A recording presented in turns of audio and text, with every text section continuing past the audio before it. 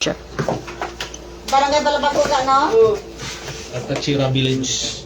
Matagumpay na naaresto ng mga operatiba ng Police Regional Office 6 ang isang ama, anak na babae at live-in partner nito matapos masamsam ang humigit kumulang 225 gramo ng hinihinalang shabu sa isang buy-bust operation na isinagawa bandang alas 7 ng gabi nito lamang ika-6 ng Enero taong kasalukuyan sa 9th Street, Phase 1, Altatchera Village, Barangay Balabago, Haraw, Iloilo City. Isinagawa ang operasyon matapos ang halos isang buwang masusing intelligence monitoring na nagbigay daan sa mga operatiba upang matukoy ang iligal na aktibidad ng mga suspect at maisagawa ang isang planado at epektibong entrapment operation. Kinilala ni Police Major Marvin Villanueva, Deputy Chief ng Regional Police Drug Enforcement Unit 6 ang mga naaresto bilang sina alias Boy, 50 taong gulang, may asawa, walang trabaho at itinuturing na high-value individual. Si alias Inday, 32 taong gulang, call center agent na itinuturing ding high-value individual.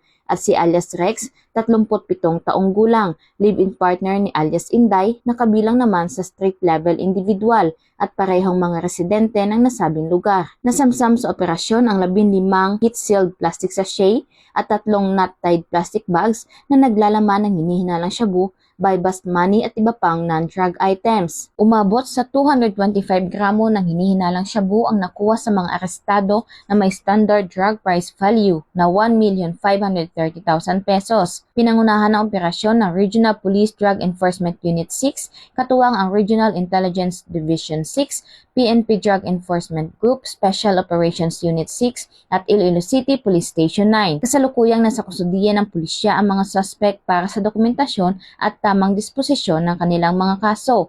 Sila ay maharap sa kasong paglabag sa Republic Act 9165 o ang Comprehensive Dangerous Drugs Act of 2002. Sa kabuuan, muling pinatunayan ng Pro-6 ang kanilang profesionalismo, kahandaan at malasakit sa kapayapaan at kaayusan. Sa pamamagitan ng koordinado at masusing operasyon, nananatiling matatag ang PNP sa pagprotekta sa mamamayan laban sa banta ng iligal na droga at sa pagpapanatili ng ligtas na komunidad sa Western Visayas.